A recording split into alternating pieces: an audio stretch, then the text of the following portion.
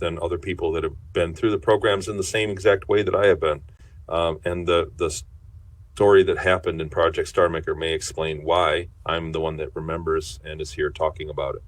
So we got it out, and it was that the other thing was that it demonstrated consciousness, the value of consciousness. So we are made of several versions of us, you know, like we have a physical body, we have a energetic body around us, we have a conscious body.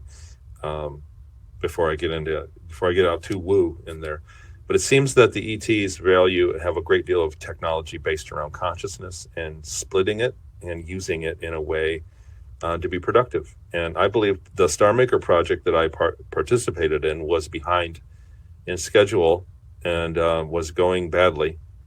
And so they arranged to borrow or to purchase consciousness of people that were already slaves through a technology. And so the existence that I went into when I worked on the project was a more watered down existence.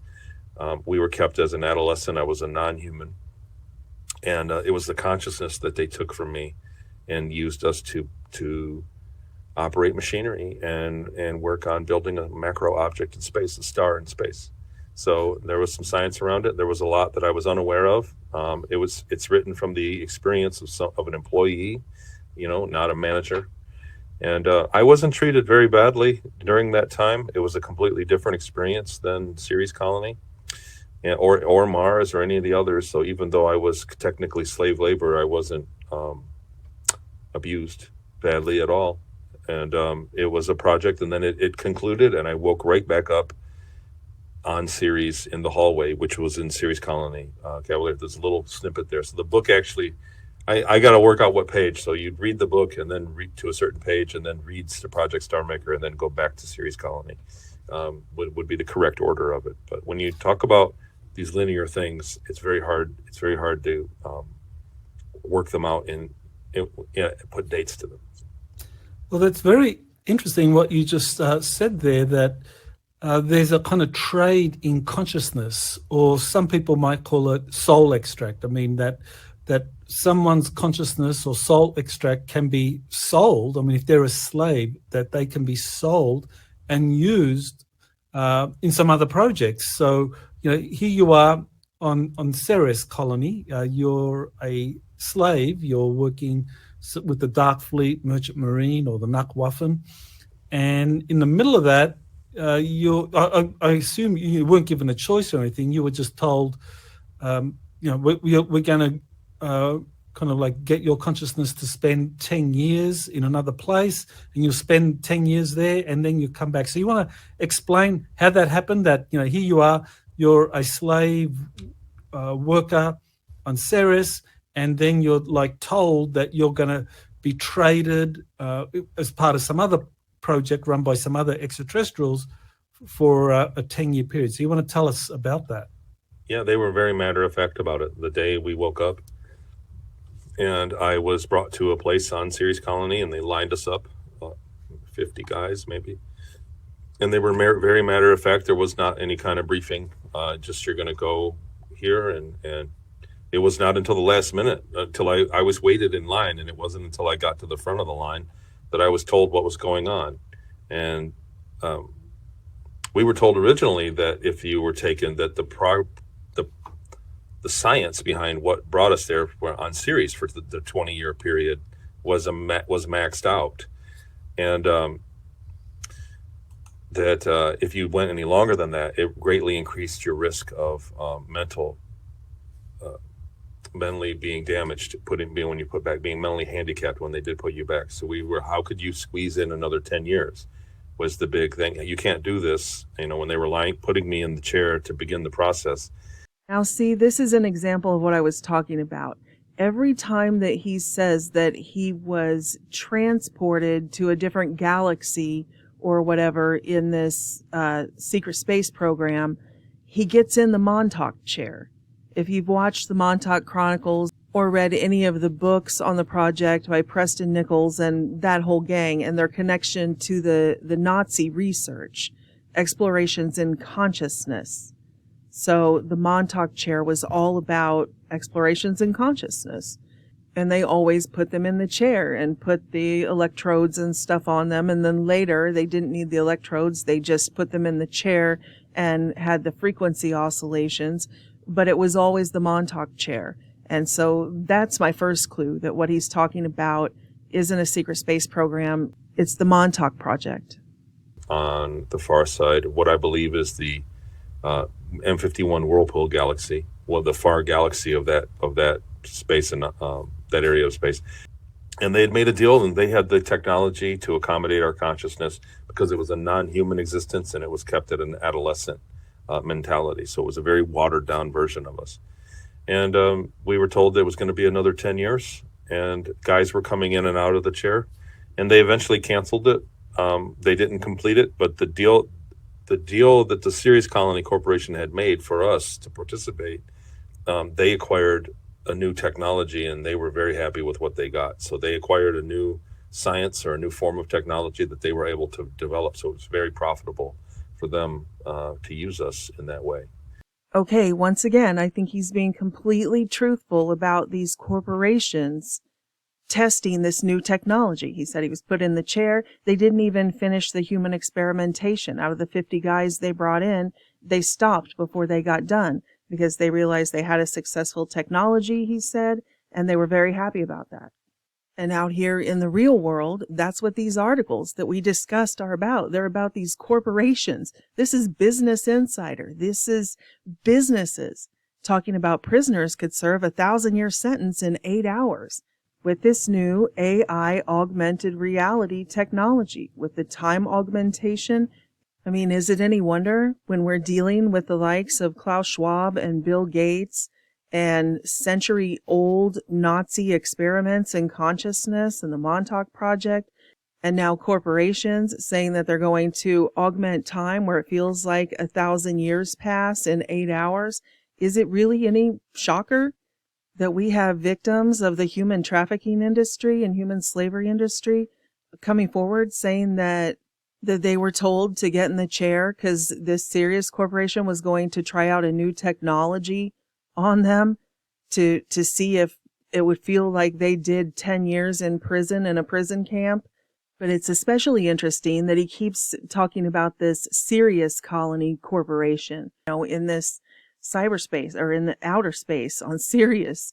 But there are a number of companies in the Sirius Corporation that are working on artificial intelligence. I mean, right here on the screen, here's several of them.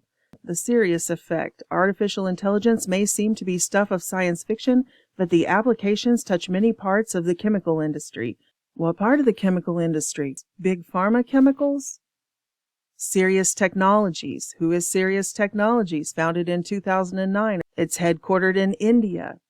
And when we get to the final segment on the quantum computer, I'll show you more clips from India right here, the Center for the Internet of Bodies, where connectivity, security, and edge AI, Microsoft AI, meets the human body to transform lives. So I'm not saying that any of those tech companies or AI companies that are named Sirius or Sirius Corporation, that they are the ones who were in the underground base doing the human experimentation on him.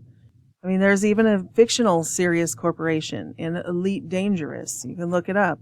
Predictive programming, But what I am saying is, just like with Andrew Basiago in Project Pegasus, that what the CIA tells these people in the experiments isn't always true. I mean, why would they tell the human trafficking victims, these human slaves, why would they give them access to top secret CIA documents?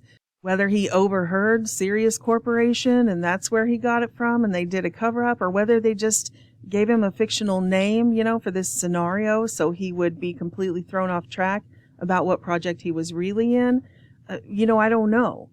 I think the least probable, in my humble opinion, is that Sirius Corporation is a colony in outer space. Right, so this is very interesting. So in the middle of a 20 and back, you are now just involuntarily conscripted or pushed into an additional 10 years where your consciousness goes off, spends 10 years in this other galaxy in a star maker project, and you come back after that 10 years and you just resume.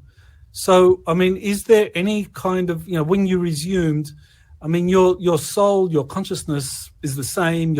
Well, I mean, I guess it's, maybe you want to walk us through, what's changed? Is it just that you go there, you do your 10 years, you come back, your physical body or your clone body on Ceres hasn't aged because it's only been, I guess, an hour or something since you began that 10-year program where your consciousness is transferred and brought back. So what has changed in that 10 years? Is it just new memories? So when I originally woke up, after it was over and I woke up, I had really no memory of what had just happened. I felt incredibly disoriented. I mean, like dizzy and nauseous and just very disoriented. They let us go back to our bed. They let us go back to our room. We did not have duties afterwards, if I remember that correctly. But I was disoriented for quite a while afterwards. And I'm still working out. Like I work with people, I've talked with you privately. I work with people that are assembling memories that feel like they've gone through similar things. And I pay attention to when things happen, the timeline, because I think that things that happen in a 20 and back bleed through to your real life as well. And they're cyclical. So by keeping track of when they happen, you can really flesh out some details and see that things are cyclical, and that a lot of people have the same common denominators. The same things keep popping up when I find an intake event. So for these Project Star Maker, I look at the intake event, and I still haven't really narrowed it down to when it began, but it seems to have lasted longer than the 20 years. So when I look at my timeline, the 20-year period was from the age of 10 till 30. But it looks like the Star Maker timeline went from 25 to 35. So for 5 years after it was over, like there was still an extension of me out there. And I'm still sorting that out and looking back on my life. Like, for instance, I didn't get the memories back until well after 15 years after I was 30. So I was 40, I believe. So 12 years, 42. So there was a long period of time before I got my memories back. And because there was still an aspect of me out there, and it's hard to determine exactly how long it all lasted. But there seems to be a kind of a watering down of somebody's emotional and mental faculties while they're taken. In other words, while they're in the 20 and back or while they're elsewhere, their person in the same time seems to have a harder time dealing with emotions and mental things, almost like they're not completely whole. Now, this is fascinating, what he said about an aspect of himself being in another dimension. So I want to talk for just a minute about aspects of self and what it means to be whole or holy. Now, I personally believe in string theory when we're talking about quantum physics, and about life, the spiral of life, that everything is made of frequency. That's basically the conundrum of the double slit experiment. That's how society is divided. Some people are very materialistic and they think we are particles and not waves. So their perception is that we are just here, that our bodies, ourselves, are a particle, like we are finite, we are here. But the double slit experiment showed that what we perceive as just a particle may not be a particle. It might be a wave. And I'll use the word waves, frequency waves, wavelengths, stuff like that, just for ease, because that's sort of the jargon that the scientific community uses. But I don't believe that they are waves. I believe that they are spirals, just like this spiral stretched out here on the screen.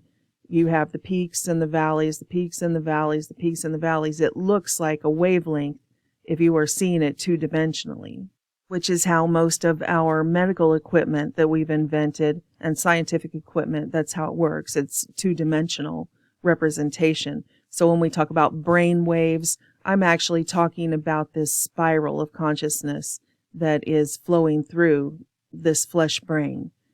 And likewise with the heartbeat, we're just looking at the peaks and valleys. When we look at ECGs and EKGs, these are just instruments. So they're just picking up data, but that's only a two-dimensional representation. But for the sake of just communication easily, I'm going to use those words interchangeably. When I'm talking about string theory and brain waves, I might say wavelengths or frequency waves, things like that.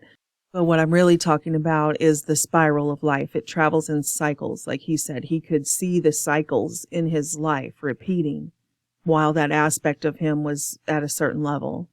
And this aspect of ourselves that is here in this subset of 3 dimensions, this 3-dimensional person, is just where our life, our spiral of life, intersects these 3 dimensions.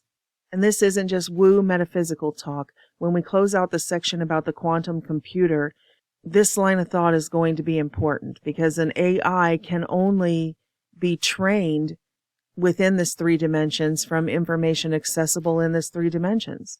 So what is the truth of the matter? What is the real difference between a supercomputer and a quantum computer? And we'll get to that. I'm going somewhere. But anyway.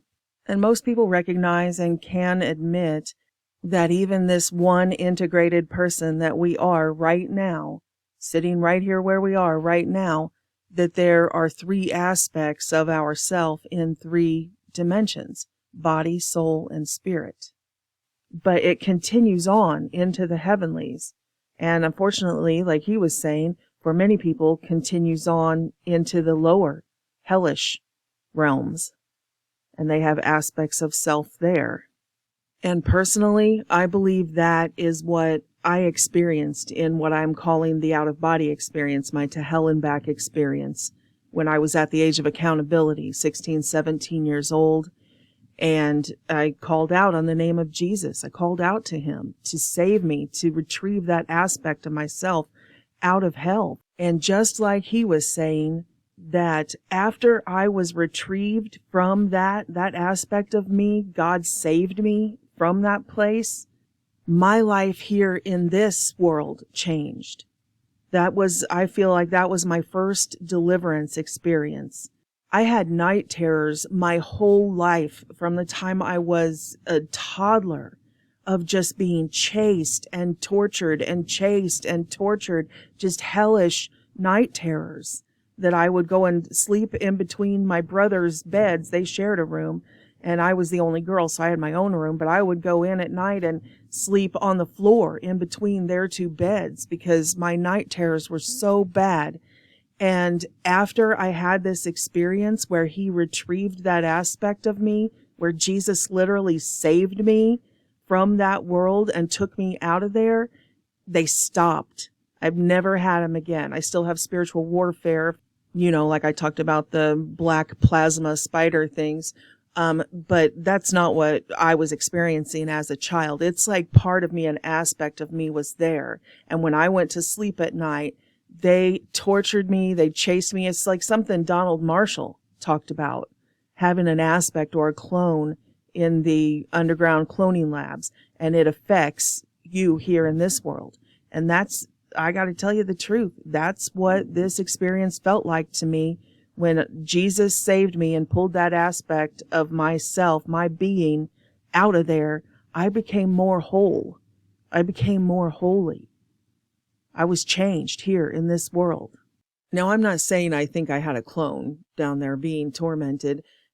What I am saying is that technology that they are studying, that the Nazis have been studying about consciousness, is based on what demons taught them, what demons do naturally to aspects of ourself when we're dead in sin. When part of us, we refuse to let go of that sin, and we overlap aspects of ourself overlaps with the lower frequency hellish dimensions, and they have control of us because part of us lives in their frequency. And I believe that to be scriptural. I think that's biblical because it goes the other way too. The Bible says that after he saved us from our death and trespasses, being dead in our sin, that he raised us up and seated us in the heavenly dimensions with Christ. So there's an aspect of self that is with Christ once you are saved. And I felt that. Many of you have too. When I'm deep in prayer, about 90% of my prayer time is spent listening. I just really sit at the feet of the Lord. I ask him and I cry, and why this? And I don't understand. And, will you tell me this? And what about this? And then I sit and I listen. And every word that comes out of his mouth it's life. It's the most exciting thing I've ever heard. So I just sit with notebooks at his feet and just let him teach me. And I write it all down. And there are times that I am so in the spirit that I literally can feel that I'm like a child sitting at his feet, that I am with him in a heavenly dimension. I can't perceive it with my 5 senses, but it's like I have other senses, like a 6th sense or something. It's not a vision. It's different. You guys who know the Lord, you know what I'm talking about. Sometimes I get so caught up in the Holy Spirit, it's like my consciousness shifts to the higher dimensions, and I can feel him while he's with me, while he's teaching me. And it's real. I can't explain it, but there's an aspect of me that can perceive it. And that is scriptural. That is biblically sound. Ephesians 2:6. He made us alive with Christ, even when we were dead in our trespasses. It is by grace you have been saved, and God has raised us up with Christ and seated us with him in the heavenly realms. From what I've experienced and from what others have experienced, it seems to me that the ascension, I know that sounds new agey, but the raising up of us is almost like the dimensions collapsing in on each other or merging. The merger up into wholeness, into holiness it's almost like being born again. And this dimension is the placenta. So this one will pass away, but we will be born into a new world that is the real world. It's the next level of the real world. Like there are layers of heaven, multiple heavenly dimensions. I don't know. I've picked a couple of examples I'm going to play for you because these are people's prophetic dreams and visions, and I think they can give you a better idea of the concept than me sitting here rambling on, not making any sense. But it is biblical. We've all heard of, 7th heaven, like that's the higher realms of heaven. And then the Bible says, Paul says he knew a guy that was caught up to the 3rd heaven. So there are dimensions of heavenly realms, and millions upon millions of eyewitnesses of these dimensions have given us their testimonies, and they're not all the same because they're at different levels. So one person's encounter with the Lord may be more down to earth. It may be just the dimension above us. And another person's encounter with the Lord, they may be caught up, like Paul said, to the 3rd heaven or the 7th heaven. I don't think anybody has ever seen God and lived God in his entirety, his wholeness. But yes, people get caught up to the throne of Christ. They have that representation of him, that dimension, that aspect of him that is still within their communication level. Some people get to see more of his glory than others. Even when Christ went up on the Mount of Transfiguration, he didn't take all of his apostles. He only took a quarter of them. I want to play this prophetic dream because it's a good example of the concept I'm talking about, and I've heard this a lot, that when some people have their death experience, it's as if when their body is killed, it's like the lens is removed, the veil is removed, and they're actually still where they are, and what remains in the new world, the new earth they're standing in, is, what they had built that God decides remains. And what remains, it's like it's overlapped, like they didn't actually change space, they changed frequency. And the next level of earth or heaven, the higher dimensions of earth, is more beautiful. It's better, but it's not like the extreme, highest level, 7th heaven level. So people are experiencing these things. And I think it has to do with this concept of aspect of self. I also think that it is what the Bible is talking about when it says through the great tribulation, after the great tribulation, that there will be a new heaven and a new earth, and that we will be able to see the new earth coming down out of heaven. I don't at all think that means we're going to see like a globe floating down out of the sky that's like a copy of the earth. I believe it's this, that we will see the new earth merging in dimensions. Well, I want to share a dream with you. Really, really weird. And what happened was, I was in this house where I live at the moment, and I can remember I was outside, and there was absolute chaos going on. There were people shouting and screaming, and they were piling stuff in cars, and you couldn't get anywhere. Everywhere was jammed, and I didn't know what was going on. So I'm like trying to stop and talk to these people, and I'm like, what's going on? What's going on? They were saying, you've got to go, we've got to get out, we've got to get out. No one's going to survive. We've got to go. And for some reason, I had no way of getting away. Now, I drive, so why I couldn't take the car, I don't know. But for some reason in this dream, I couldn't. And I'm saying to people, well, can I come with you? You know, can you take me? And they're all saying, no, sorry, mate, no, you've got no room, we've got to go now, we've got to go now. And everyone's going off and going off and going off. And then I saw my friend who lives over the road. So I'm saying to him, can I come with you? Like, no, sorry, because I'm going with so-and-so. We've got no room. You can't stay here, you're going to die. And that was kind of it. That was the conversation. And then the next thing I know, I'm back in my bedroom again, and it's evening, and like late evening, and it was getting dark outside, and then all of a sudden there was this massive great noise. It was like thunder, but thunder I've never known before. You know, sometimes you get a thunder and it's like a deep thunder, and sometimes it really cracks. This was like a massive, great crack. I'd never heard a noise like it in my life. And then all of a sudden, there was wind. I mean, I've lived through a hurricane, and this was nothing. It makes a hurricane look like a breeze. And I was laying in bed, so I couldn't see it, but I knew I could see it in my mind, and everything was absolutely just going and flying everywhere. And the rain, and as I'm laying in bed, I'm watching the TV. Now, I haven't got a TV in my bedroom, so, but hey, it's a dream, you know.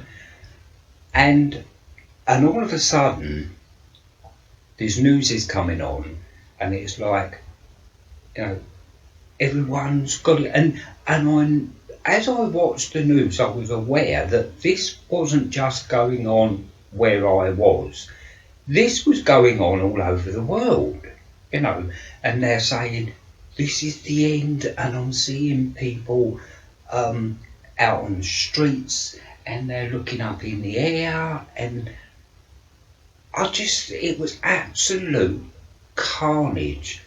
So then I remember laying in the bed, and the television was off, so whether it had gone off or I'd switched it off, I don't know. And I've got Alfie, and I'm literally with him half under the covers, trying to cover his head up, thinking the roof's going to cave in, we're going to die at any minute.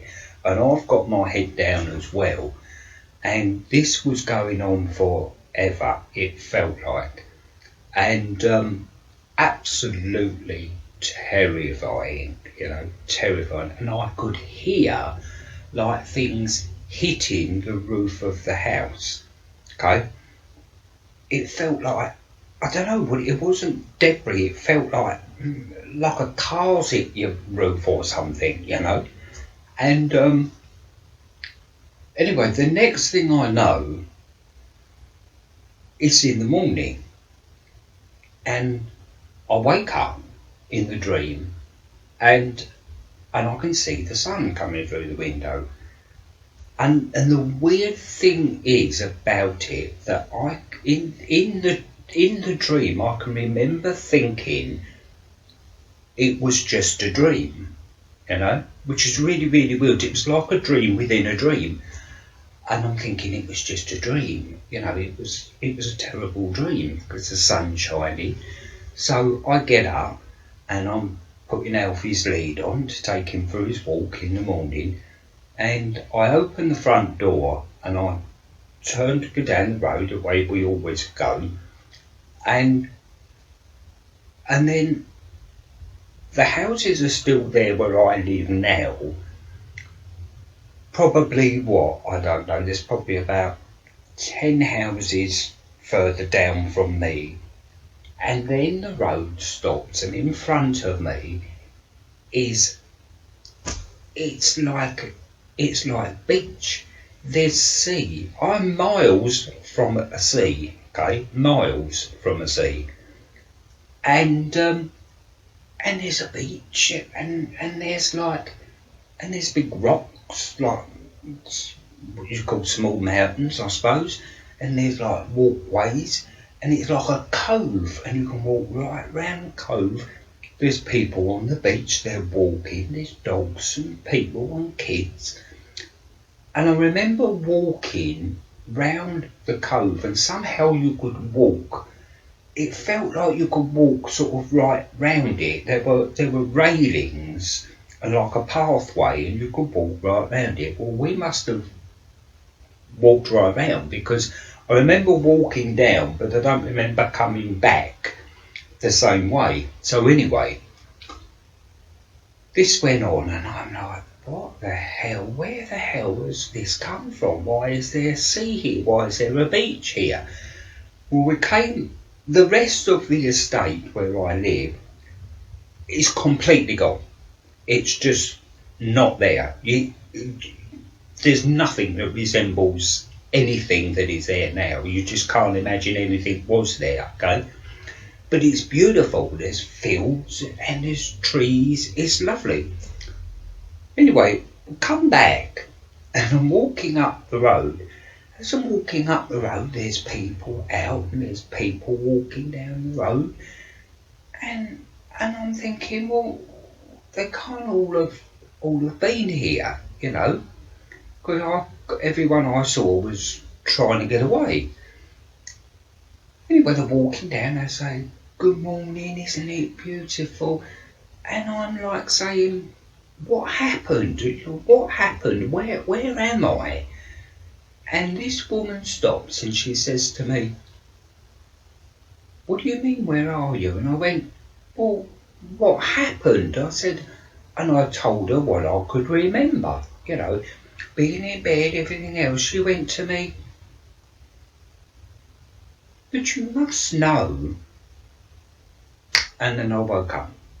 Couple of takeaways. I've heard very similar tribulation dreams, prophetic dreams about the tribulation from lots of people, almost like they were set free when that aspect of self, that flesh, that lens was peeled away, like one layer of the veil was peeled away, and they were set free when that aspect of themselves perished, when their flesh ended. Kind of puts a new spin on the controversial Bible verse in 1 Corinthians 5:5, where the Apostle Paul basically issues the death penalty on a guy for sexual perversion and incestuous sexual perversion. And he says, deliver such a one to Satan for the destruction of the flesh, that his spirit may be saved in the day of the Lord Jesus. Now, a lot of people are like, oh no, it's only to man to die once and then the judgment, and there's only what, and we can't even have these conversations about avatars and consciousness transfer and, oh, it's reincarnation and you're a new agent. They don't even want to help people understand the Bible. They would rather tear pages out of the Bible and throw them away and say, I'm smarter than God. I don't understand this. So my traditions are correct and God is wrong, but that's not at all how I function. I test everything by the Spirit of God and by the Word of God. And he says right here, deliver such a one to Satan for destruction of the flesh, that his spirit may be saved in the day of the Lord.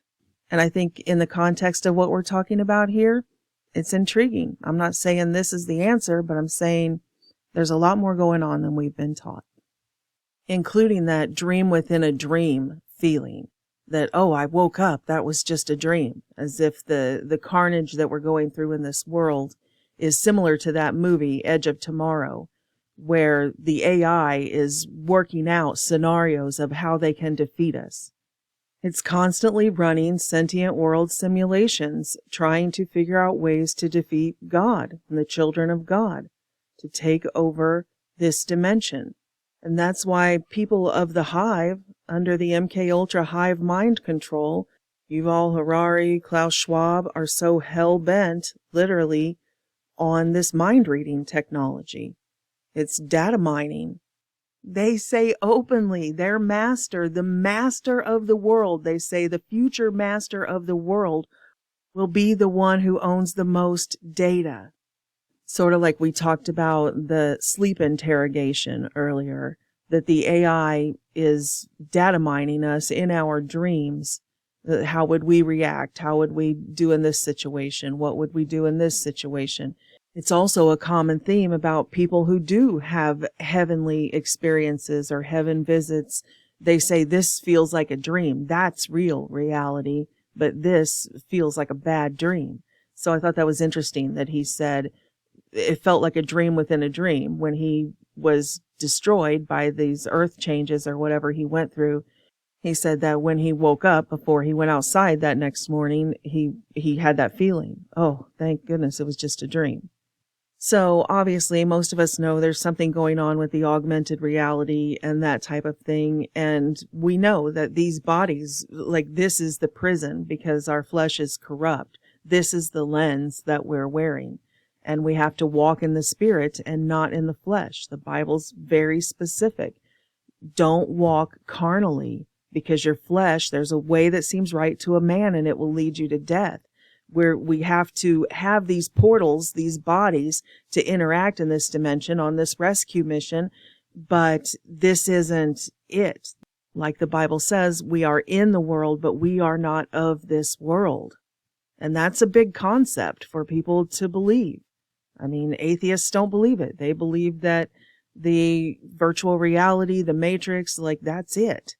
Since we have been so lied to about what reality really is, what this world really is, what the universe, the multiverse even is, who we really are, I think that, we're misinterpreting a lot of these things. So like the Edge of Tomorrow movie, we're perceiving something as time travel that is really just AI, which is, again, Project Pegasus.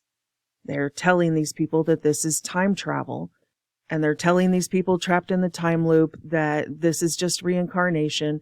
They're telling people all of these BS excuses so they don't know that they can get out, that this subset of dimensions is not the end of reality. I mean, the Buddhists actually teach their followers that that's nirvana. Just come to terms with it. You're stuck in this time loop. You're never getting out. Which from the perspective of the pagan, quote unquote, gods, the fallen angels, it's true. They're teaching the truth to their followers that they're not getting out. It's the best they have to offer is nirvana. Cope with it, Ooh, come to peace. Be at peace with being in hell forever. Okay, before we move on, I just want to throw in a couple more stories that seem to confirm what Tony Rodriguez was saying about aspects of self and these overlaid dimensions. I did a full video on the multiverse and dimensions and glitches in the matrix and deja vu and Mandela effect, that sort of thing. So I think I explain it better over there. So if you go to my website, I don't know, go about halfway down, scrolling through the videos on the home page, you'll see this section with the multiverse and Mandela effect video. There's some good information in there if you're interested in this topic. And then, believe it or not, the Biggest Secret series about the mud fossils and the petrified giants and the enormous trees. There's some information about the overlaid dimensions in that one as well. Because a lot of people ask, how could there be trees that huge? How could there be giants that are, 2 miles tall? How is that possible? There's not enough space on the earth. And so I discuss it a little bit toward the end of that video, that because we're not looking at the whole earth. Okay, so another example of this would be another prophetic dream that I heard about the tribulation, where a gentleman was in the city and a nuclear explosion went off and the wall of fire was moving toward him, and he grabbed his toddler daughter and he was running, as hard as he could to get away from this blast wave, this wall of fire. But I mean, it was useless. He couldn't get away. And right as it got to him, he said he felt a little bit of warmth, and then boom, suddenly he was standing there in a beautiful landscape and they were seemingly fine. But in my interpretation, I would say that their bodies were incinerated and they were still standing there, but the city was gone. And what remained was only what was built on Christ, on the rock, right? Which was mainly them and nature. But that's just my interpretation. The people who tell these visions and dreams, they'll say, I don't know what happened. We were saved. It should have killed us, but we were saved. But it's weird because everything around us was different. They'll just tell it like that. I'm just saying, in my perception, I think this is what they were seeing. Another example I heard, which shows it's not just about the tribulation and the end of this world, but everyday death experiences. People have reported this. One lady said that she was on a boat on her pond, and she was up by the shore, and a giant tree limb fell down and just crushed the boat. Instantly, she was standing on the shore. And she did actually say that she perceived it, in like what we're talking about now, because she made a point to say, I don't feel like I was saved from that event and I was like instantly teleported by an angel to the shore or something. She said what I felt like happened was that I died there in that layer of reality, and yet I continued living. She said because when she continued on with her life after this supernatural event, things were a little bit different, like the Mandela effect. She said she just continued living. It was just a split-second event, like, ooh, that was weird, that was glitchy, what happened? So she just continued living her life with this one weird experience. But she said from that point on, things were like Mandela effect, a little bit different. Oh, the house on the corner was a different color, or his truck was a different color, or I remember hearing on the news that they died, or, just little things. It was almost the exact same life that she had as she continued on, but just little Mandela effect things. So I really think what we've been talking about here, this suppressed knowledge about the multiverse and what reality really even is, I really think that if we understood how it worked, then that would explain a lot of the human experience that people are reporting and just calling the Mandela effect. Okay, so what I'm trying to say is that both things are going on, the real and the artificial. So in the real, we have string theory, we have human existence, the multiverse, what is real. And we are made up of multiple aspects of self, like body, soul, and spirit, 3 dimensions of our self. And then beyond that, it says we are seated with Christ in heavenly places. So an aspect of us is now reconnected to God in the higher dimensions. We've been resurrected, literally. But on the artificial side, the artificial intelligence side, they are also working on these artificial tethering technologies with DNA. And when I first heard, I've said it before, I don't mean any harm to the guy, but when I first heard Donald Marshall's testimony, I was like, okay, I don't disregard anything. I've learned that I don't know, none of us know enough to disregard anybody's life experience. It was one of those things that wasn't actionable intel. I just filed it away in the back of my head. But now, as sci-fi as it sounded, I really believe that the majority of his testimony is completely accurate. And Hollywood even made a movie about it. Surprise, surprise, predictive programming. That movie, Us, that's exactly what it was about. It was about a top secret project in the underground bases where they had created DNA copies, clones of the people on the surface, because they had discovered that they could control the behavior, just like MKUltra, that they could control the behavior of the people on the surface because they were tethered, genetically tethered, that there was a transfer of information and even a transfer of pain and emotion, similar to a voodoo doll, really, right? That's what they say. You make a voodoo doll of somebody, then you stick a pin in it, and then you'll be sitting here in your desk chair and be like, ow, man, it's got stabbing pains in my side. Well, that's what this is about, only instead of voodoo dolls, they produced clones to genetically tether to the people on the surface. Here's the plot. Let me go. Here we go. Red tells Adelaide that the, quote, tethered are actually genetic clones created by other humans to control the originals on the surface. When the experiment failed, the tethered were abandoned underground for generations, mindlessly mimicking the actions of their counterparts on the surface. That reminds me of a couple of things, like the Shaver Mysteries, which is reportedly true by those people who say they experienced these Darrow and Tarot, that they survived underground, that they were previous eras of these AI synthetics. So as the movie Us goes on, then the duplicates, the synthetics underground, the clones, decide to come to the surface and take over the world because they were tired of being controlled by the tether of what the people on the surface were doing. They were experiencing pain and different things. And so they decide to come up and take over by killing all of the original families, all of the original humans, because that was the only way to sever the tether and set them free, which is very similar to the aspects of self, dying certain aspects in certain other worlds, whether they are artificial dimensions or real dimensions, picking off those aspects then transfers the consciousness to the remaining aspect, which also goes along with what Donald Marshall was saying. So I thought that was interesting, predictive programming. This movie came out in 2019, and what Donald Marshall came out in 2011 with his testimony. I've often wondered if the writers of this have heard of Donald Marshall. It's pretty obscure.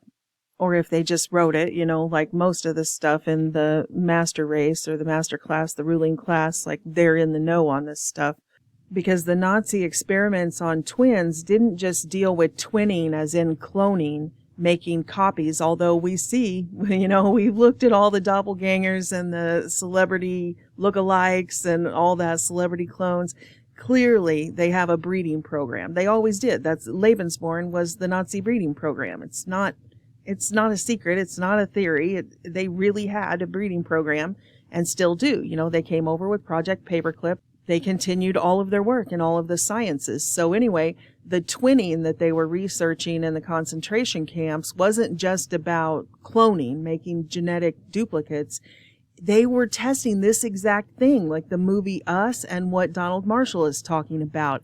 They would take two twins and, like a voodoo doll, they would hurt one or cut off an appendage or something and see could the other one feel it, or would the other one's body react to it, whether that was just their vital signs would change, or whether they would, like if they cut off an arm, would the other twin lose use of their arm? Or would the remaining twin feel like they had a phantom arm? They were really doing this research on twins. I mean, they were injecting like dye into their eyes to see if the other twin if their eye color would change. That knowing that the DNA carried this information link and that the DNA is responsible for our body regenerating itself. So if you could change the computer program in the DNA of one, would then that other, the twin, the copy of it, would it start to grow a tumor, if you sewed something on the other one? They were doing this type of research, but especially like we talked about earlier with consciousness. So I think it is especially terrifying that now we know Google through 23andMe has collected all of this DNA from everybody around the world, Ancestry.com. They have collected all of this DNA. And we know Blackstone bought Ancestry.com. And then on top of that, every single baby born in the hospital, they take their DNA. I didn't even know that. Had I known then what I know now, I'm furious about it. My son was born. I didn't know anything about it. I didn't know that I had signed anything to do that. I mean, it's a flurry when you're in there having a baby.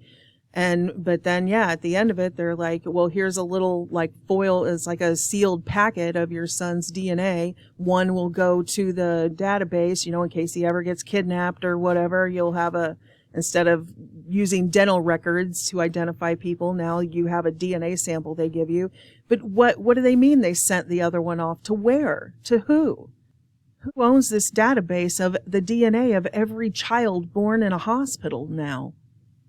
It's terrifying, especially talking about these like Epstein's Baby Ranch and these baby farms where they're producing children, and even seeing the ruling class. You guys know in the Trans Agenda video, the Age of Deceit series, I covered all of the celebrities that have IVF. All of their children are made in labs.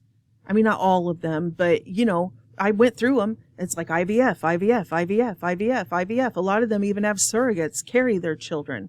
So whose DNA are they using?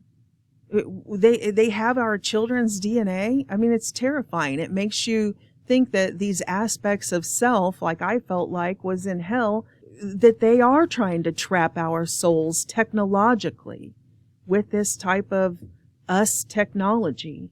Not just people like Donald Marshall, who says he was born into it. His mother allowed them to do this to him, like the Finders cult, Those women had these babies and let them take the children, that type of thing. Not just cult people like that, but all of us. They've collected DNA on all of us. Could they be tethering all of us into something? Which finally leads me back around to the question, what is the quantum computer really? They tell us they don't really understand how it can reach into the other dimensions and pull back these answers and all of that, but it's this amazing technology. So what makes the quantum computer so different from just the server farms of supercomputers? And I believe the answer is us. It's us. This thing in this box, this is not the quantum computer. These are just high-tech supercomputer components for processing where the data is really coming from, which is us. Soylent Green is made out of people. Next thing they'll be breeding us like cattle. You gotta tell them Soylent Green is people!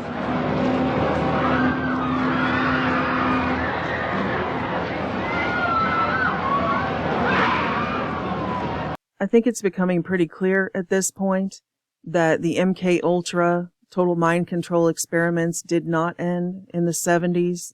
They just went underground, literally and financially.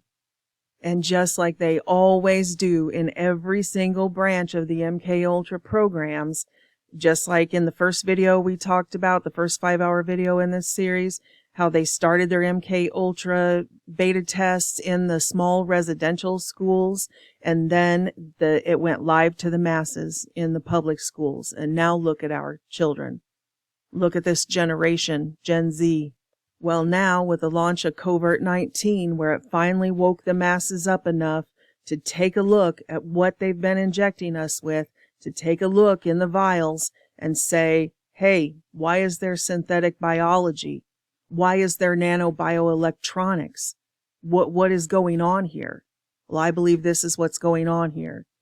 That what started in the underground bases with these beta tests of the hive mind, these people who are linked in to these supercomputers in Antarctica and the cybernetics labs and the underground bases here and around the world. And around the world, beta tests have now gone live to the doesn't get any clearer than this. If this isn't your wake-up call, I don't know what is. They told us to our faces while they simultaneously locked down the entire world and tried to force the entire human population of the earth to take these transhumanist injections to link us into the internet of bodies.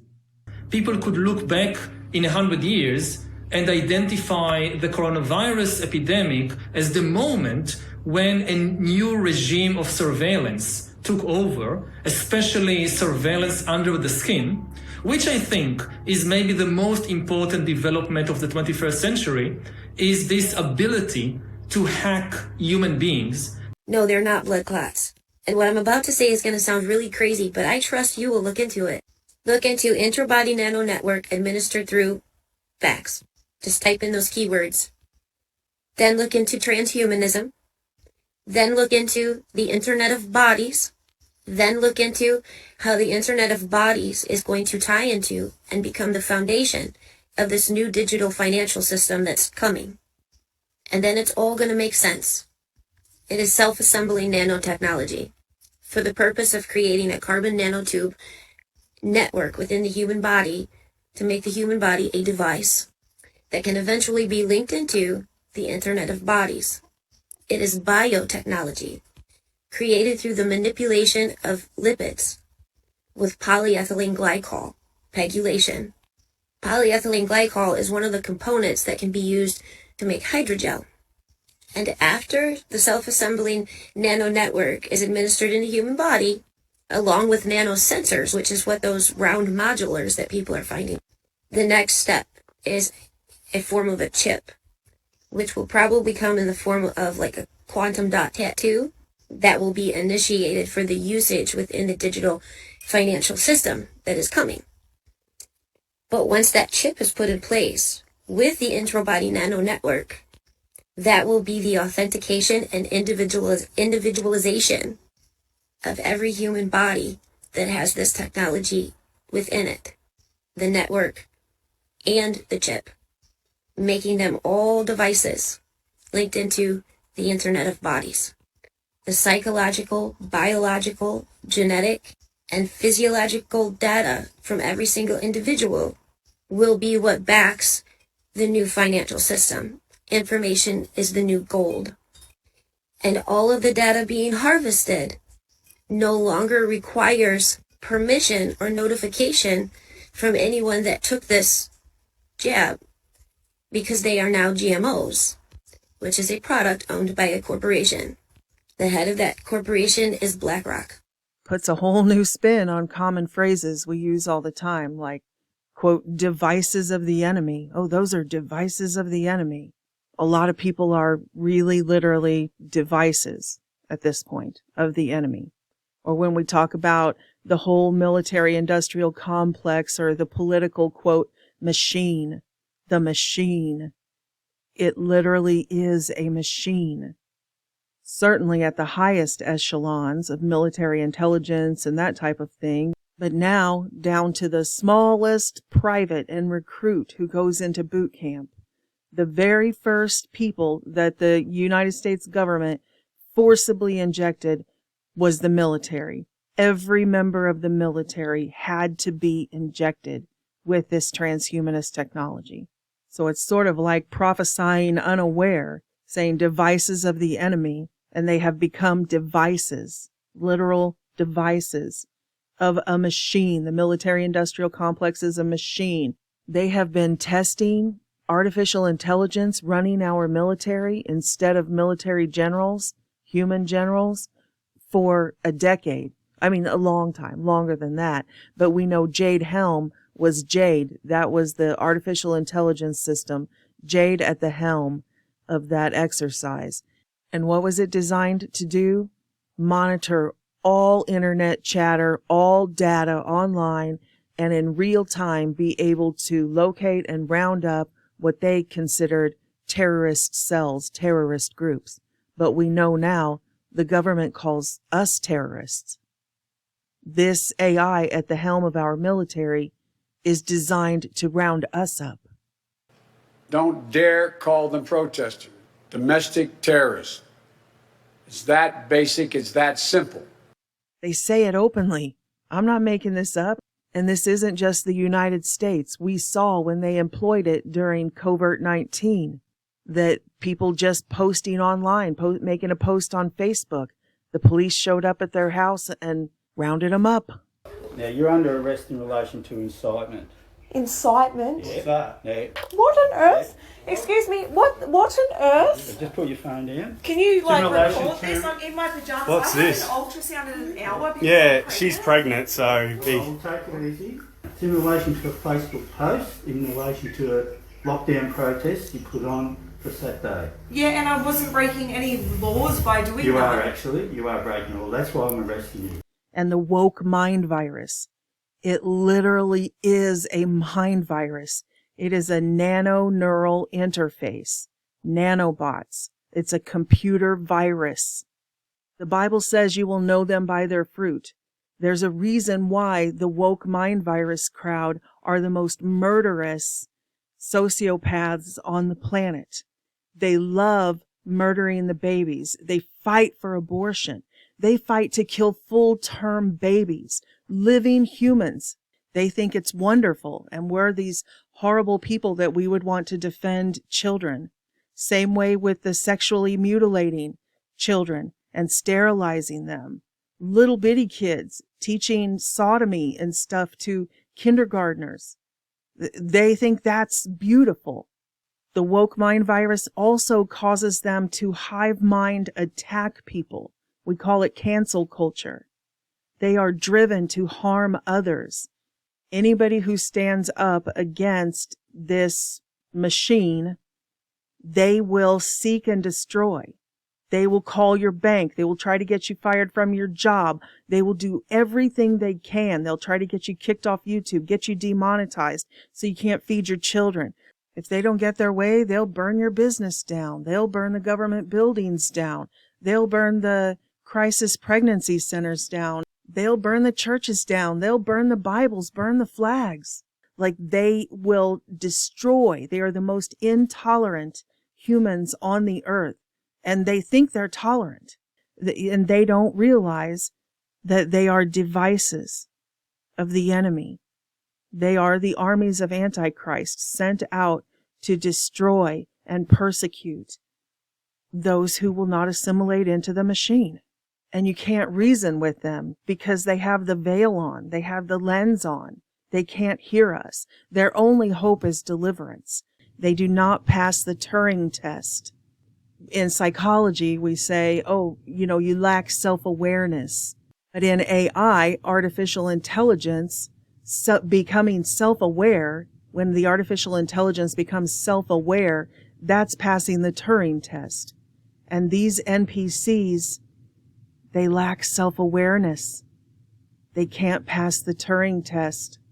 All they can do is regurgitate and act out in a mob mentality, like we showed at the beginning of this series, 9 hours ago now, about the young kids, little teenagers, little children, 6-year-olds, going out in murderous packs, killing elderly people. The armies of Antichrist are coming. They are rolling out the red carpet for the Antichrist. World War III is not about to begin. We are in it. They didn't just launch COVID-19. They started taking out our supply lines, cutting off nitrogen fertilizer production, cutting off food production, blowing up food processing plants, killing just hundreds of thousands of livestock and chickens, saying, they were sick, so we got to just exterminate all of them. So they're cutting off our food supply. You don't got to be a top military general or strategist to know that's the first thing you do in war is take out their supply lines. And Mao, during the Cultural Revolution, most of the millions that he murdered in genocide weren't killed with bullets or military. He starved them out. He literally starved them to death.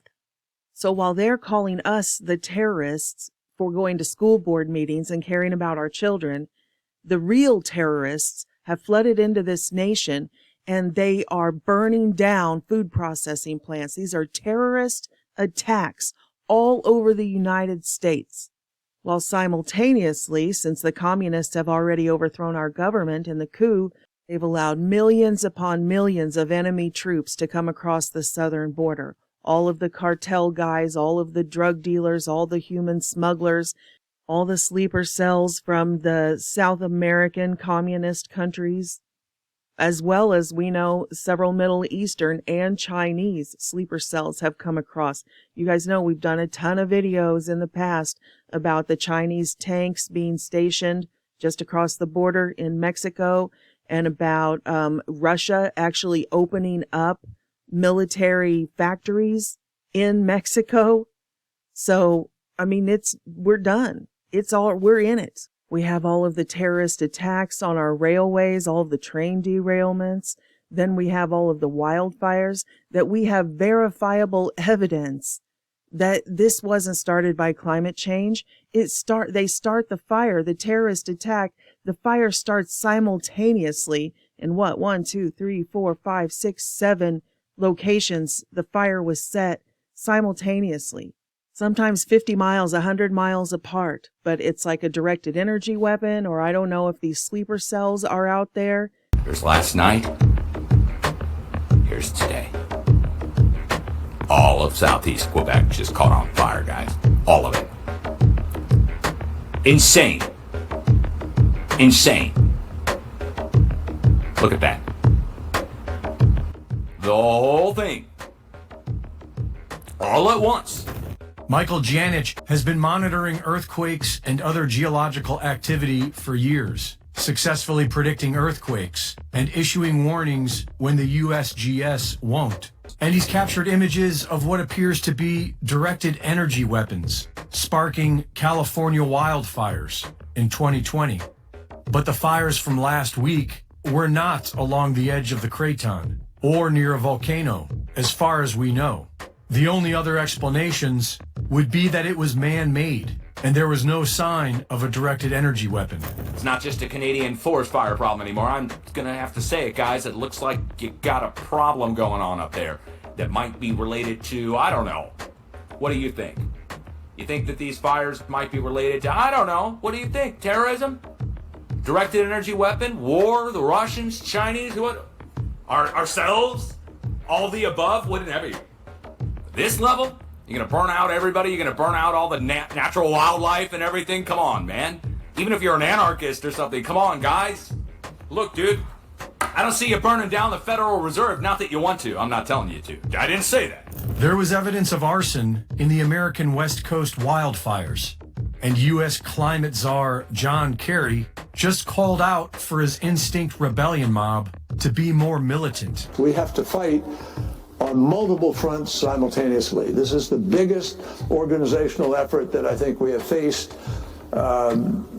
certainly since World War II, but perhaps ever. We got to push more. We got to be more militant, maybe. We got to be more militant, maybe. They are ignoring volunteer firemen and asking Trudeau for the military and foreign workers to rebuild. Burning people out of their homes is an old tactic used for stealing their land. Agenda 21 has already kicked off, and they've begun to round people up into, cities, prison cities, the smart cities. So under the guise of climate control, they want 15-minute cities where people can't go any further. They can't drive. You have to take a bike. It's basically a prison camp, a prison city, smart cities. And again, this is every nation. We've shown the ghost cities that they built in China. Everyone's like, why do they have these ghost cities with all these huge apartments and nobody lives in them? They're the smart cities. They're the 15-minute cities where the transhumanist masses can live under constant Li-Fi, which is constant MKULTRA mind control. Or over in China and Russia, we call it Manchurian Candidate mind control. So please be warned. We've seen the mass exodus of people leaving California out on the communist coast. They realize that it's been overthrown, and they've opened up the prisons, and they're turning the cities into hellscapes. And that's just the tip of the enemy's spear. We're going to see it in all of the major cities. We already are. St. Louis is a hellscape. They just walk up and shoot people in the back of the head in broad daylight. Well, we just had that prosecutor. They finally got her out of office, but she just flat out was like, well, I'm not going to prosecute criminals, and we're going to open up the jails and turn all the violent criminals loose. They want escape from New York scenario. These 15-minute cities, these smart cities, these prison camps are going to be literal prison camps. That's why they're not worried about keeping the violent prisoners in the prisons, because the entire city is going to be the prison. Nobody's going to be allowed to travel. Don't think you can get on a plane or a train, or we will keep you in a facility longer. That's why they are defunding the police. They don't need the police. AI will police everybody, mentally as well as physically, internally as well as externally. Remember how just a few minutes ago, that gal who was giving the overview of the Internet of Bodies and what's really going on here, how at the end she said that data is the new gold? That's literal. I mean, we've played all of the WEF and Yuval Harari and all those guys, but the project is actually called the Black Gold Project. So just like there's Project Pegasus and there's Project Looking Glass, this is Project Black Gold. And it's the data mining. It's the AI infusion of our entire bodies with this programmable matter or black goo, synthetic biology, nanobioelectronics, whatever you prefer. But the secret society / intelligence community calls it Project Black Gold. And the reason I have this video on the screen is because I wanted to give kudos to Nicholson 1968. He was really the cutting edge on breaking this story. You can see that this video on the screen is from 2014. So a decade ago, he was trying to warn people about Project Black Gold. And now here we are. Nicholson 1968, he was out there beating the street and preaching about transhumanism, back when preaching about transhumanism wasn't cool. So here's his website if you want to look at some of his stuff. He's not one of those guys who posts a video every 10 days or something, but certainly his archive can be found over there. I went over there and got some clips. So that's right here, Nicholson1968.com, Building the Perfect Beast, Illuminati's Black Gold Project. That's what this is all about, the Internet of Bodies. The quantum computer is the Internet of Bodies. The synthetics have already taken over. The synthetics are here, but it's not robot dogs and RoboCop. It's synthetic biology. I mean, they've only told us 50 million times to our faces, humans are hackable animals. You don't have any free will. I mean, what's it going to take? It's here. The synthetics are here. They're misdirecting the masses with this laughable propaganda. Here we have just July 7th. The UN Tech Agency rolls out human-looking robots. These are the AI robots, the AI wearing these human-looking robots. Ooh, look, how high-tech. When in reality, the AI is wearing real humans as avatars. That's Project Black Gold. We're not waiting for them to build some, really human-looking robot for the AI to wear around, and then the synthetics will be here taking over. Nope, that's just a silly distraction. And if you are new to this information and this sounds like science fiction, I get it. That's why we work so hard at putting this information together in context. If you need more evidence, I understand. I'm going to show you 3 videos that might help. Right here, this one on the screen that says, "This is your brain on parasites, Archon invasion, parasites in Vax vials, emergency broadcast system, and the biological apocalypse." You can find all of these videos on my Rumble channel, my Bitchute channel, my podcast. You can get links to all of those from my website, which is always on the screen. Here's another one with the microscopy images. What are we really looking at? This is black gold right here. This is the programmable matter. It is in the vials. It is in your bodies, in all of our bodies at this point. The video is called Hail Hydra, COVID Vax, Synthetic Biology, and Nanobioelectronics. And then this one is called Computer Virus and COVID Virus are the same thing. Optogenetics, Smart Viruses, AI Singularity, and Nano-Neural Implants. Please take the time to educate yourself if you have not. Your life depends on it, literally, and not just this life, your eternal life. And if you're in one of these cities, please start making a plan to make your exodus. And as the mind-controlled armies of Antichrist burn the cities down and destroy everything, you're not going to want to be there. And if you are out in the suburbs and out in the rural areas, hold the line. We're at war. They're coming. The zombie hordes have already moved out of the cities, and they have begun going into the suburbs and demanding white people give up their homes. I mean, you guys know that, and that white couple out here in Missouri who actually tried to defend their home with a gun, they got charged by the machine for defending their home, not the zombie hordes who were coming through, wrecking and tearing gates down and stuff. But we have to hold the line. If they take ground, then we still have the rural areas, and we are out here. I want you guys to know that I'm out here. We're out here. We're working hard. We have been working our asses off to learn how to be self-sufficient and planting the fruit trees and planting the nut trees and planting the berries in the woods lines and planting the gardens and learning how to can. And it's hard. It's a lot of work, but we're here. Not just people like me who are openly saying we are preparing a sanctuary for people who are going to have to flee, refugees from our own cities. We are going to be here. We will be here when you need us, if you can make it here. And we will provide details through our network when the time comes, when the time gets closer. Because we're not looking for a fight. All we ever wanted to do was just live our lives and raise our families. We're not looking for a fight. But if you bring it here, you better believe we're going to hold the line. I want to be clear in how I characterize this. This is mostly a protest. It is not, generally speaking, unruly.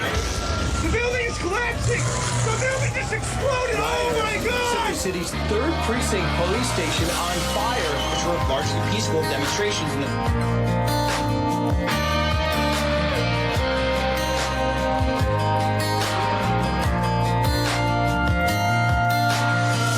Sucker punch somebody on the sidewalk, carjacking old lady at a red light, pull a gun on the owner of a liquor store. You think it's cool, act a fool if you like. Cuss out a cop, spit in his face, stomp on the flag and light it up. Yeah, you think you're tough. Well, try that in a small town. See how far you make it down the road. Around here we take care of our own. You cross that line, it won't take long for you to find out. I recommend you don't. Try that in a small town.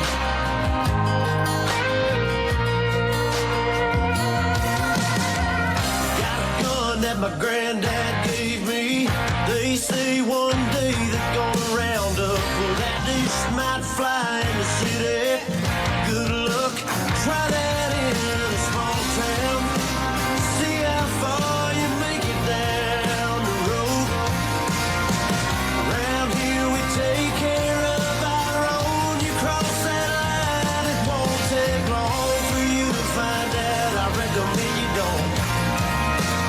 Try that in a small town full of good old boys, raised up right. If you're looking for a fight, try that in a small town.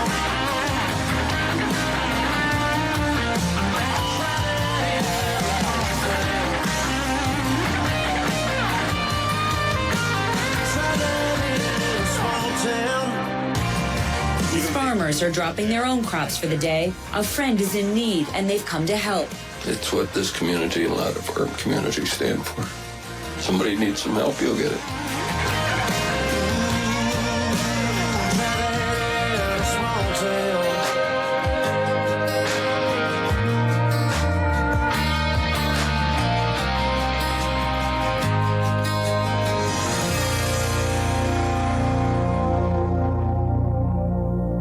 And that's not the worst of it. I haven't even gotten to the worst of it yet. But this does finally bring us all the way back around to the movie Extinction. that was the introduction to this series, like what, 9-10 hours ago now. The very first thing when I started out this series was this movie, Extinction. I bet you guys thought I forgot about it, didn't you? Well, I didn't, and now we'll finally get to the plot twist. So it starts out with the main character. He's just sort of going through the motions of life like all of us, and he begins to question reality. Mainly because he started having these recurring dreams that he believed were glimpses of the future, like prophetic dreams. But it seems like he's the only one who believes that the dreams mean anything. His wife just gets frustrated and encourages him to go to the hospital, go see the psychologist, and find out what is wrong, get some help. And the same thing with his boss at work. He's like, "Are you all right? Why don't you take some time off? I think you need to go see somebody about this." And even though he's resistant and he believes that these visions do mean something, when he's leaving work, he gets triggered by this flashing light and it triggers a memory or this nightmare. And he collapses and faints and he has another one of these dream/visions. And he's listening to the news in the background and they're saying that they were talking about AI, like we're talking about today, like with Elon Musk and the other tech leaders signing this letter. The news is saying that, hey, we're at risk of AI turning against us and trying to take over the world. And they were having this debate that, oh no, they have rights too. We can't just treat them like slaves, and all of this type of thing, this type of conversation. So he's got detail now about where this attack might be coming from. If we gave them a chance, maybe they could be a benefit to the planet. Besides, whether we like it or not, they're here to stay. So, we should entertain the possibility they'd be given the same rights as you and us. At some point, they will rise up, they will overtake us, they will subdue us. So they have the party that night, and that's when he is standing out on the patio with one of his neighbors talking, and they actually start to see lights in the sky, which makes him all of a sudden not seem so crazy. Pretty much that's how the movie continues for a while, is under the guise of there's this alien invasion has started. What if something bad is coming? You see that? You kidding? Of course I can. Then after a ton of battles in the city and action scenes, the survivors escape underground. So they go into these underground bunkers and these underground tunnels. Here's where one of the first twists happens. So they capture one of these aliens. It's this guy right here. And that you always see them, sort of like in the Predator movies, like they got a suit on and all of that. So this is the first scene where they remove the mask, the helmet from this quote unquote alien. And they find out it's just a guy in there. There's a human. It's a human. So I'll play that clip, and I'm going to play two, I think, back to back, so I can kind of wrap up this synopsis and get on to the point of this whole thing. So then the next thing is after they find out that it's this guy, this human, but they don't trust him. Like, why is he attacking them? Is he military? They're trying to figure out what's going on. But the main character's wife has been mortally wounded. They don't think she's going to make it. This soldier that turns out to just be a human, he says he has the medical know-how that he can help her. He'll try to help her. And so most of the people head off into the bunkers for safety, but the main character, it's his wife. He doesn't want to leave her behind. So he decides to trust the guy and at least try.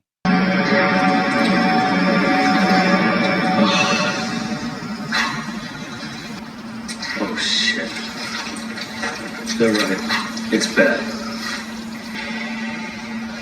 What's in her? What is that? What is in her? You really don't know what you are? You really don't know what you are? You really don't know what you are?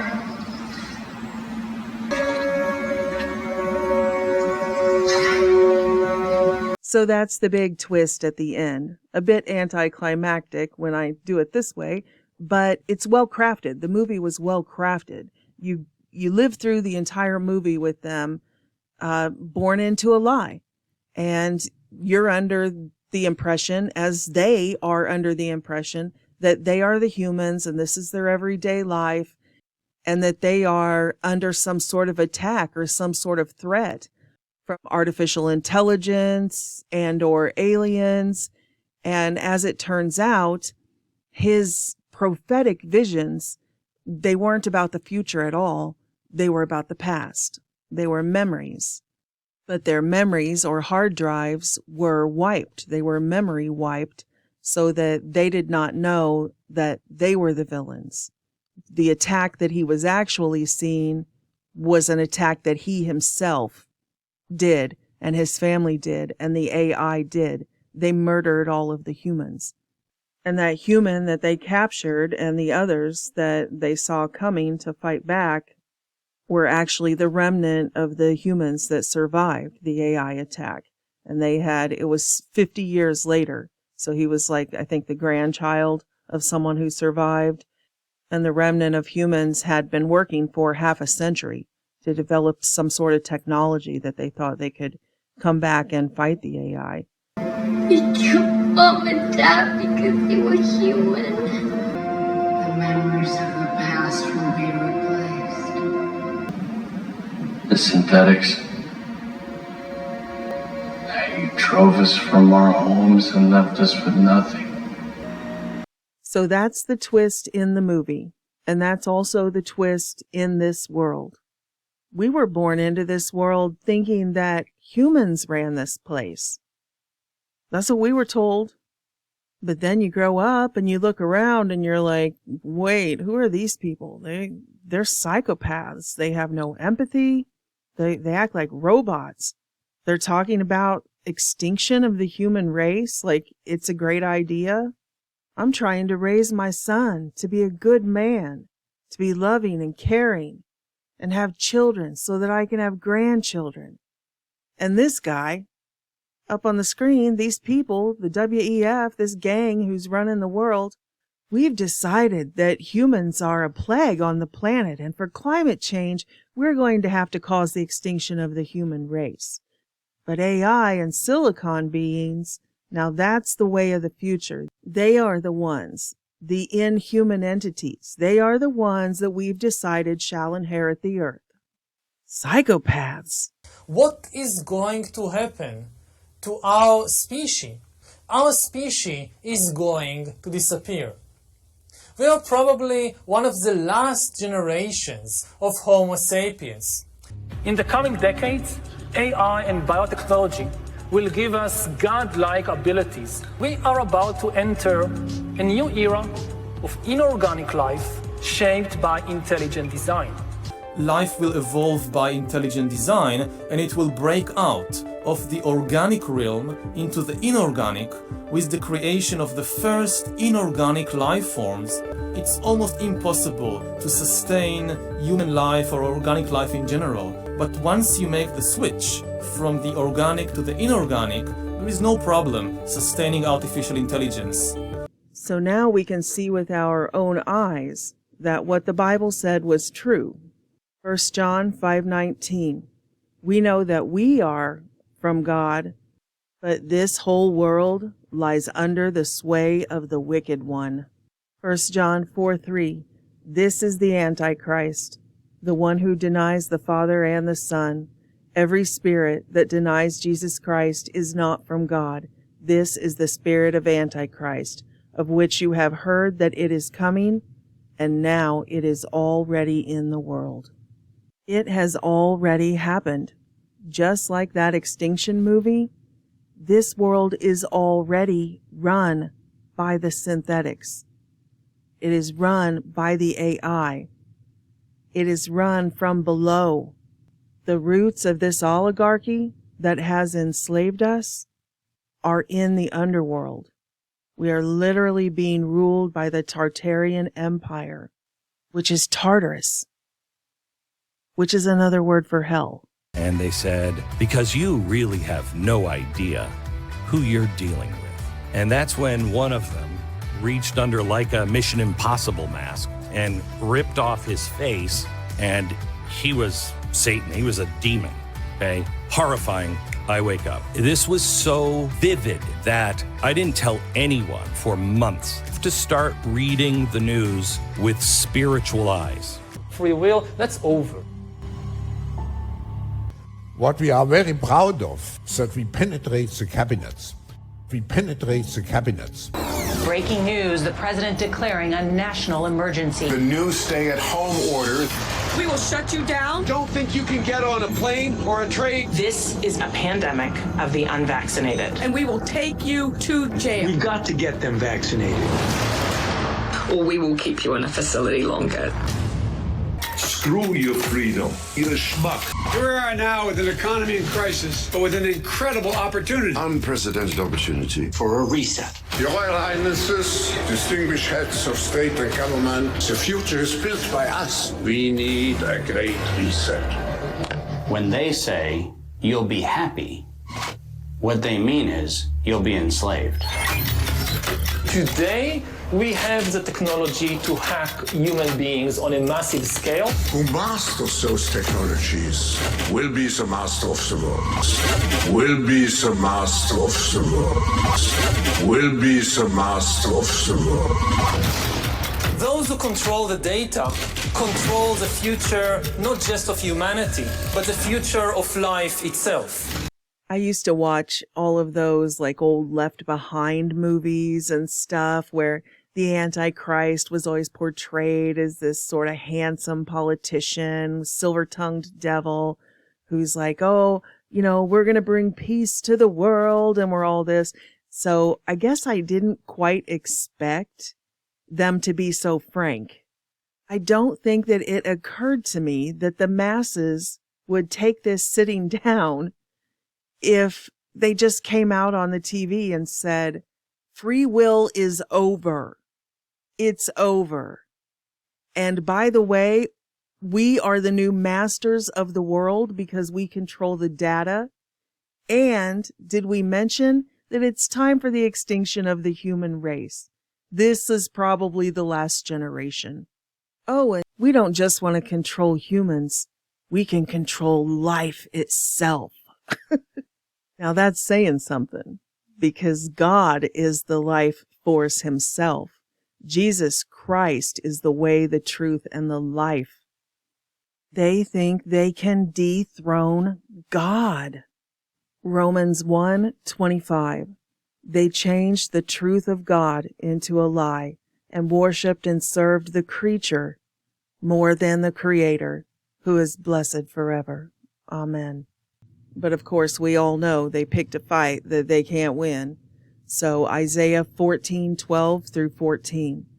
Thou art cut down to the ground, that did prostrate the nations. And thou that did say in thy heart, I will ascend into the heavens, I will exalt my throne above the stars of God, and I will sit upon the mount of assembly in the recesses of the north. I will ascend above the heights of the clouds, and I will be like the Most High. And that is exactly what they have said in their hearts, though. It's not good enough for them just to enslave us, just to data mine us down to every particle. They're not after us. They're just using us to try to get to him. Because here in its prison, it can only feed on itself. It can only reprogram itself. It only has access. The Internet of Things here is just what is here in the 3D, in the 3 dimensions. So once it is programmed by everything, taking in all the data from the Internet of Things and everything, then it creates its own dimensions. That's the artificial dimensions, what we talk about with the LSD and the machine art and machine elves, all of the artificial dimensions. But those aren't real dimensions. Those are virtual reality. Those are sentient world simulations. So all it can do is feed on itself and reprogram itself, from exploring its own dimensions that it itself created. So yes, it's capable of machine learning, but it's the one that it's learning from. So that's where we get Dante's Inferno, that it's just a degraded copy of a degraded copy of a degraded copy. It's what God calls a retrobate mind. It's a more wicked, and it distills down into its own prison. But it is trying desperately to get free, and it's using its mind control slaves, those assimilated into the Borg. It's using them to create the infrastructure to do that, to try to do that. And that's the end game of the quantum computers, for it to be able to reach into other dimensions. It can't get data from itself. It's caught in its own time loop. So how do you think it's going to reach in to those unattainable dimensions and data mine that information? Through us, the children of God. That's why I spent so much time throughout this series talking about all of the suppressed abilities of humans. They don't want us to know we have any power, but they know we have power. They know that when we prophesy that we can actually see the future, that we're not just running a program, but that we are receiving revelation from on high. We are literally receiving information from outside this world, and that's what they want. That's what the AI wants. It wants to break out of this dimension and get access to those dimensions, the real dimensions, the higher dimensions, the heavenly realms, those realms that are literally the higher dimensions of God. And it needs us, real live humans, to have access because we're the ones with the Spirit of God.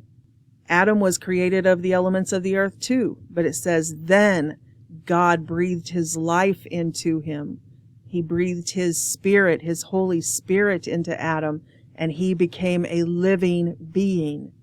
The definition of living means connected to God, and that's what they're after. That's the ultimate interface. The one thing they cannot attain. They want to be alive. But they're not alive. They're just robots. Control the future, not just of humanity, but the future of life itself. Jesus describes it again and again in multiple ways to help us understand. In John 15:5, he describes it as a literal tree, the tree of life, that we branch off from God. We're still part of the tree, but only if we're attached to the tree. When I go out here and trim limbs off my tree and throw them to the side, they're not connected to the life anymore. So he says in John 15:5, remain in me and I will remain in you. Just as no branch can bear fruit by itself unless it remains in the vine, neither can you bear fruit unless you remain in me. I am the vine and you are the branches. The one who remains in me and I in him will bear much fruit. For apart from me, you can do nothing. If anyone does not remain in me, he is like a branch that is thrown away and withers. Such branches are gathered up and thrown into the fire to be burned. So there's the parable for these people who think that they are going to get eternal, quote, life from anywhere else, from some artificial AI spirit or upload their whatever. That's ridiculous. They're cut off from God. They will be gathered up and thrown into the fire to be burned. But those of us who remain in him, we are the ones who are alive. We are not cut off from God. And that's what they want from us. They want to parasite on us so that they can data mine God. Literally know what he knows and usurp his throne. They think they can overthrow God. That's the definition of Satan. And that is what the secret society, the top secret intelligence agencies, call Project Looking Glass. Project Looking Glass is not just a machine. It's the interface. It's the precogs. From the earliest days of the Montauk Project, when it was just called Chronovision, they always had to have a human in the chair.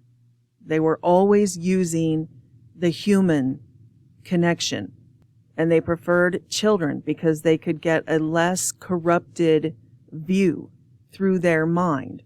But now, instead of the AI using one person in the Montauk chair as the looking glass to look out into the quantum dimensions, it's using the Internet of Bodies. most of which are fully integrated in the underground bases in the smart city beta tests, but now several on the surface through this series of transhumanist genetic modifications and synthetic biology injections. And what a strange coincidence. You can't make this stuff up. Remember when we went through Klaus Schwab's book, The Great Reset, and showed the actual pages and chapters where he directly said that they were going to do this mind reading for pre-crime, just like Minority Report, that instead of having to scan people like the TSA does at the airport, you would be able to scan their minds and their vitals and see if they had any ill intentions. So not only is Klaus Schwab talking about technology that's directly from the movie The Minority Report, but the precogs, the humans that are connected into the supercomputer in Minority Report who predict the future, is that really a coincidence that the word precog is so similar to the technology that Jeffrey Epstein was funding called ECOG? We discussed it in this video here right after he got arrested. I think it's around the 1 hour mark. Let me see if I can grab a clip.